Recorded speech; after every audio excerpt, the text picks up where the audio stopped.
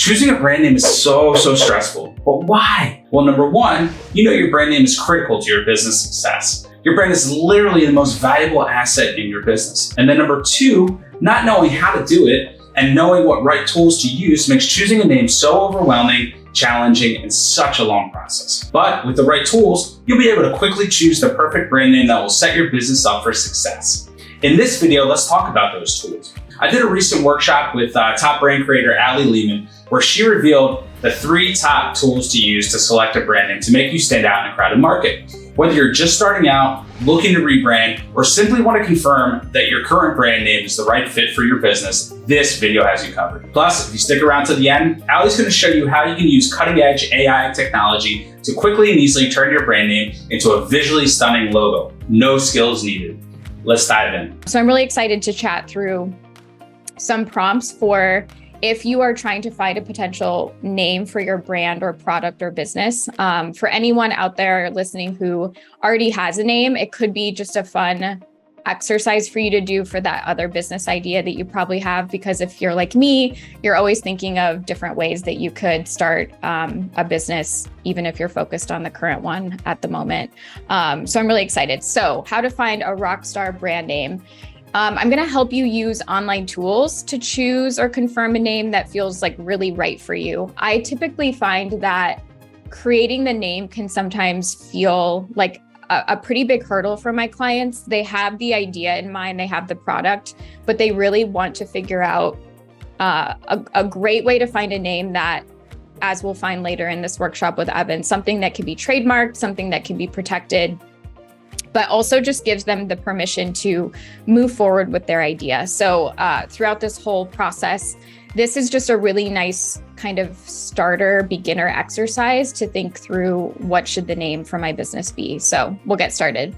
What we'll be covering, I'll be providing prompts to really tap into those ideas. We'll use some tools to kind of branch out and think about words maybe that we haven't thought of. And then what's really cool is we'll actually use some AI or artificial intelligence to see that brand name come to life. I am a logo designer, but I also know the value of seeing a word or a potential name look different than just a word on a Google Doc. Sometimes when you're in a Word document or you're, writing things down in your notebook, it doesn't feel very official. So we'll actually use a tool that I'll share about to just bring it to life. And I find that sometimes that helps my clients decide between 2 different names. It's a little bit harder when it's just sitting kind of in plain text. So the first step is writing down names that feel meaningful to you first. I think that this is a really good first step. Names can fall into lots of different themes or categories. So some of the prompts are a family name. I run a business called Wonderly. It's actually a family name of mine. And so that was a really easy decision. I also like the way that it sounds. I like that it was one word, a word from a fictional story. So maybe something that like a character's name or a place or something like that. Obviously, as we start to come up with some of these more common ideas, we do always want to make sure, is it unique enough? Can it be trademarked? But it's a really great starting point. So subject matter that's related to your passions, business, hobbies, maybe something from a poem, encouraging quote, spiritual text. Look through your journals or your diaries or your notes and see if anything stands out.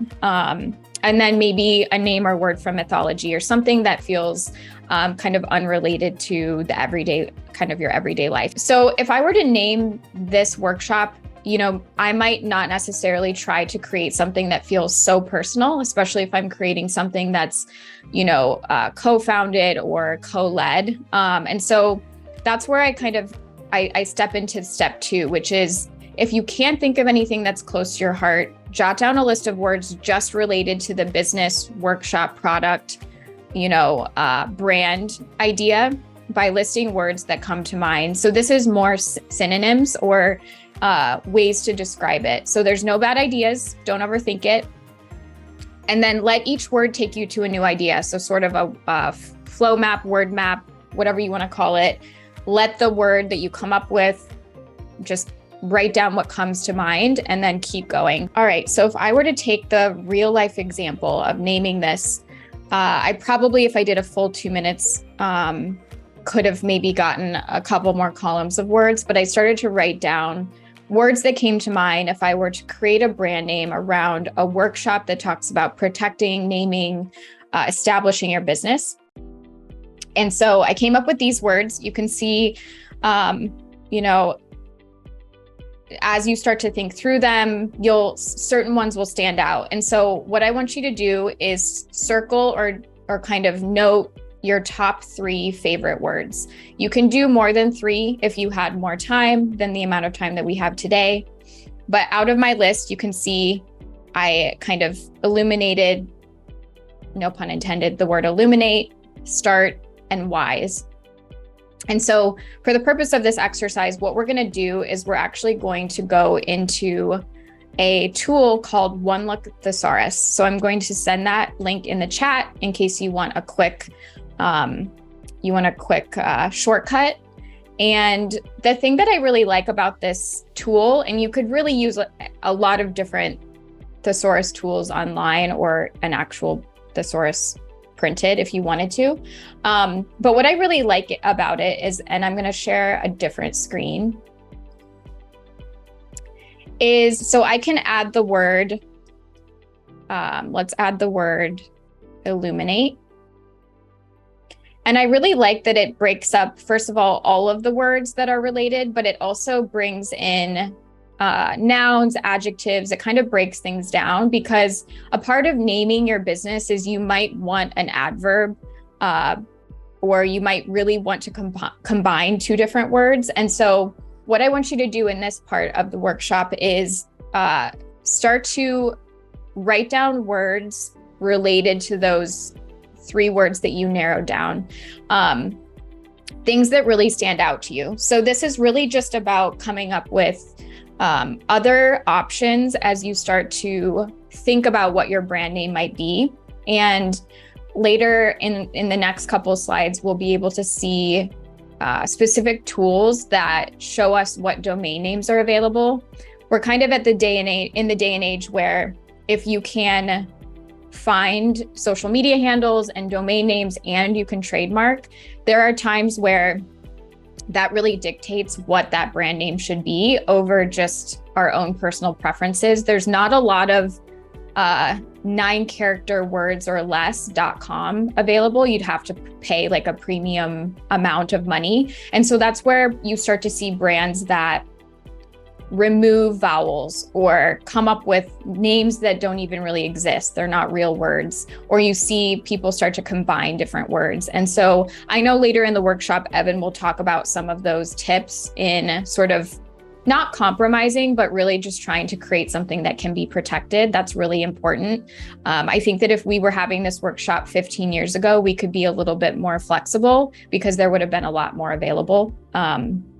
And so that's really important. So type in those 3 words, see if there's any more that come up. And I'm going to switch my screen again and you'll see where I took this. So from One Look Thesaurus, I came up with a couple of new words. So from the word illuminate, crystal, illume, enlighten, from the word start, the word go, and then when it came to the word wise, sage, wise to, lit, just starting to come up with different words that catch my eye that are a little different. It's not that we can't use everything here on this slide. We don't only have to use the green words, but it's just nice to come up with alternates as we start to use the next tool. So again, you can always return to these tools. But what I want to do next is think through how we can start combining these words or just use a single word. And using these 3 tools, there's a lot out there. I chose 3 that were pretty different. We have Shopify's free domain name generator and ideas, which I think is really great for all of you who want to sell a product and use Shopify as your platform. Panabi is another great one, and I'll share my screen and show you a little bit of how those work. And then there's one called Brand Name Generator. So the idea is that we can see what's available, because I've had so many clients want to use a word because they really love it. And there's just really not a lot in terms of handles on social media. There's no domain names that make sense, and it's too common, or there's competitors in the market where someone already has that name. So the first thing I always say is no matter what you find on these sites, make sure that you are doing what Evan's going to teach you next and actually check them out. Go and actually search to see if there's anything similar. One of my clients wanted a name. There was a competitor in the market, or just brand confusion. There might be another brand that's more popular with a similar or exact same name. And it's going to maybe just be a headache to constantly say, no, not the jewelry brand. It's this thing that I'm doing. And so you want to just be aware of that.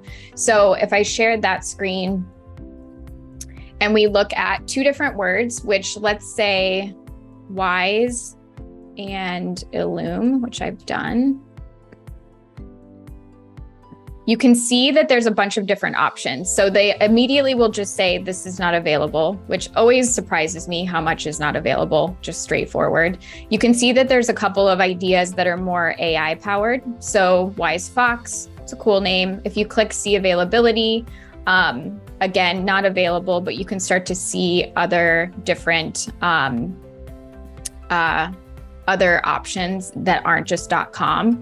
If I go back here, we can see there's ones where they'll just merge them differently. And that starts to become like unique words or unique names that aren't necessarily available. They start to merge syllables. They'll do spell backwards.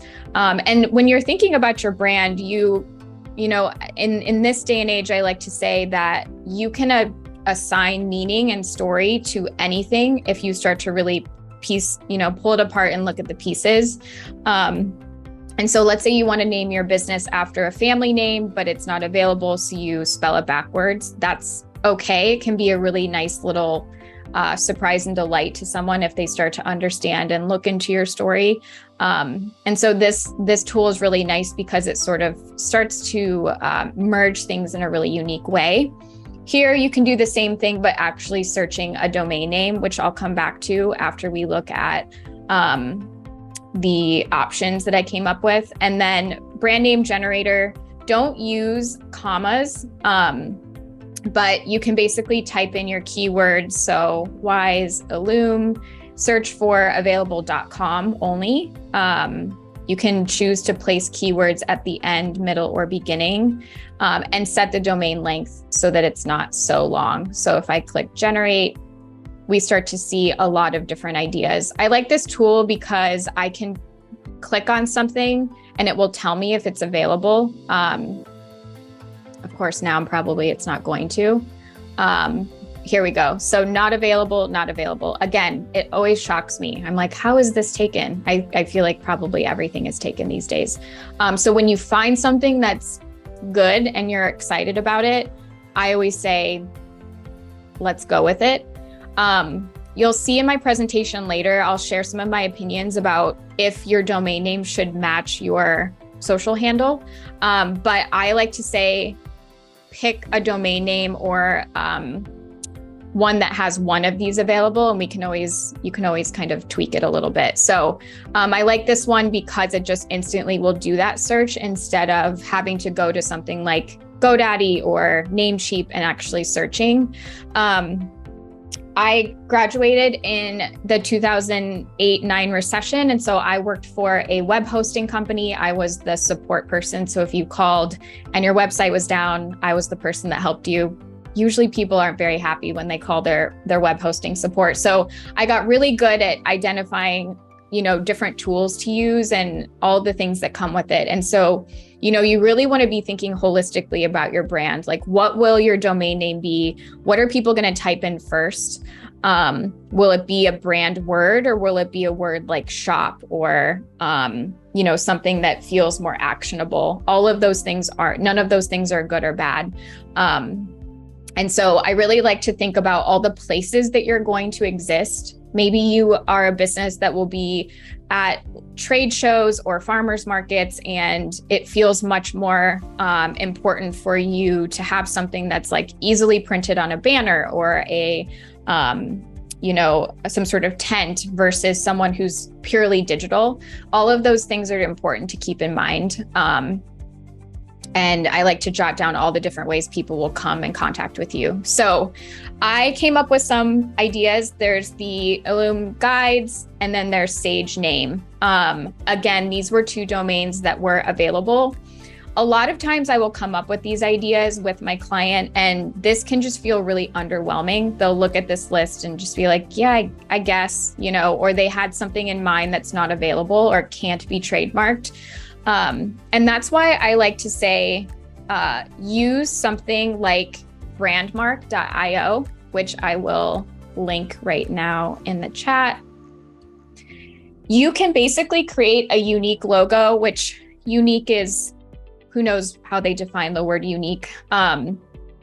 Taking your top 2 to 3 potential names and using this generator is just nice to see it come to life. So I'll share my screen, but here you can see for both of these were examples that I thought were all right.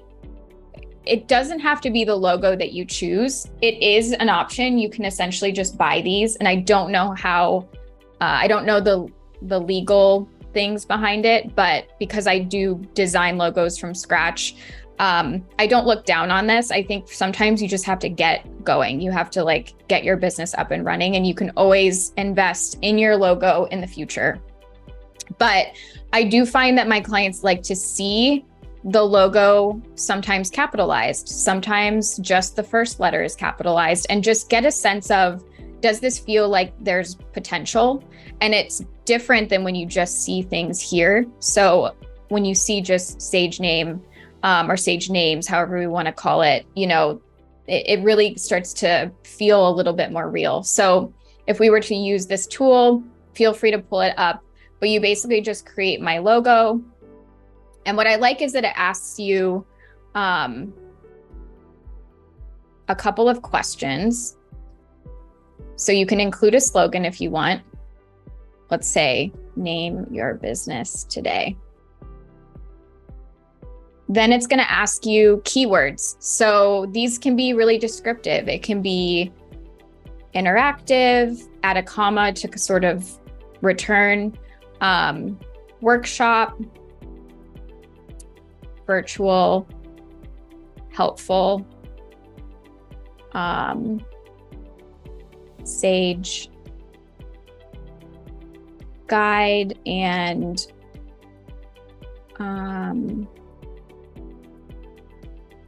we'll just say name. Then we click next. And then we can choose a color palette. Again, this is, limited. There's not a ton of options. I'm going to choose vibrant. And then it generates, which is just amazing. And it will show you all of your options. So you can see how official it looks. You can see, you could go to a designer in the future and say, hey, I used this tool. I really liked how the E's don't have that vertical bar. And that could be a really cool differentiator for you, especially because each word ends sort of with an E. This arrow is kind of acting like an S. You can see all the different options. You can start to say, I don't like the name of this business, all lowercase. Maybe these can really help you define your preferences. And you can also just buy these. Again, there's no right or wrong way. I have sold $20,000 worth of my own art on a free Shopify theme with no logo.